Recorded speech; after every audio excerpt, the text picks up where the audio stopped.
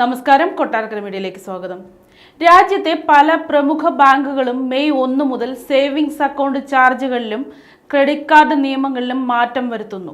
ICICI bank ബുധനാഴ്ച മുതൽ വിവിധ സേവിങ്സ് അക്കൗണ്ട് ഇടപാടുകൾക്കായി പുതുക്കിയ സേവന നിരക്കുകൾ നടപ്പിലാക്കും. ചെക്ക് ബുക്ക് ഇഷ്യൂ, ക്ലിയറിംഗ് സേവനങ്ങൾ, ഡെബിറ്റ് റിട്ടേണുകൾ തുടങ്ങിയവയെ ഈ മാറ്റങ്ങൾ ബാധിക്കും. ഡെബിറ്റ് കാർഡ് വാർഷിക ഫീസ് ഇനി പ്രതിവർഷം 200 രൂപയായിരിക്കും. ഗ്രാമീണ മേഖലയിൽ ഇത് പ്രതിവർഷം 99 രൂപയാണ്. വർഷം തോറും ആദ്യത്തെ 25 ചെക്ക് ലീഫുകൾ സൗജന്യമായി നൽകും. അതിനുശേഷം ഓരോന്നിനും 4 രൂപ ഈടാക്കും. IMPS നിരക്കുകളിലും മാറ്റം വരും. 1000 രൂപ വരെ ഓരോ ഇടപാടിനും 2.5 രൂപ ആയിരിക്കും. 1000 മുതൽ 25,000 രൂപ വരെയുള്ള ഓരോ ഇടപാടിനും 5 രൂപ ഈടാക്കും.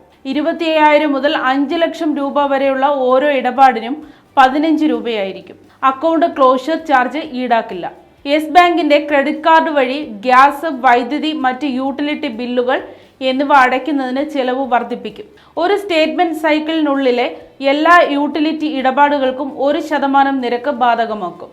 ഒരു സ്റ്റേറ്റ്മെന്റ് സൈക്കിളിൽ 15,000 രൂപയിൽ കൂടുതലുള്ള ബില്ലുകൾ അടയ്ക്കാൻ യെസ് ബാങ്ക് ക്രെഡിറ്റ് കാർഡ് ഉപയോഗിച്ചാൽ GSTയും 1% നികുതിയും ചേർക്കും.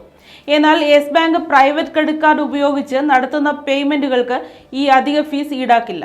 ഫസ്റ്റ് ബാങ്ക് യൂട്ടിലിറ്റി ബില്ലുകൾക്കുള്ള ആകെ ക്രെഡിറ്റ് കാർഡ് പേയ്മെന്റുകൾ 20,000 രൂപയിൽ കൂടുതലാണെങ്കിൽ IDFC ഫസ്റ്റ് ബാങ്ക് 1% കൂടുതൽ തുകയും GSTയുടെ അധിക ചാർജും ഈടാക്കും. ഗ്യാസ്, വൈദ്യുതി, ഇന്റർനെറ്റ് എന്നിവയുൾപ്പെടെ ഒരു സ്റ്റേറ്റ്മെന്റ് സൈക്കിളിൽ യൂട്ടിലിറ്റി ബിൽ പേയ്മെന്റുകൾ 20,000 രൂപയോ അതിൽ കുറവോ ആണെങ്കിൽ അധിക നിരക്ക് ഈടാക്കില്ല. ഇത് 20,000 രൂപയിൽ കൂടുതലാണെങ്കിൽ 1% സർചാർജിനൊപ്പം 18% GST അധികമായി ഈടാക്കും. First private credit card, LIC classic credit card, LIC select credit card എന്നിവയ്ക്ക് ഈ അധിക നിരക്ക് ബാധകമല്ല. HDFC ബാങ്ക് മുതിർന്ന പൗരന്മാർക്ക് മാത്രമുള്ള പ്രത്യേക സ്ഥിര നിക്ഷേപ പദ്ധതിയിൽ നിക്ഷേപിക്കുന്നതിനുള്ള അവസാന തീയതി നീട്ടി. ഈ പ്രത്യേക സീനിയർ സിറ്റിസൺ കെയർ FD മുതിർന്ന പൗരന്മാർക്ക് ഉയർന്ന പലിശ നിരക്ക് ആനുകൂല്യങ്ങൾ വാഗ്ദാനം ചെയ്യുന്നുണ്ട്. സീനിയർ സിറ്റിസൺ കെയർ FD പ്ലാനിൽ നിക്ഷേപിക്കാനുള്ള അവസാന തീയതി 2024 മെയ് 10 വരെ നീട്ടിയിട്ടുണ്ട്.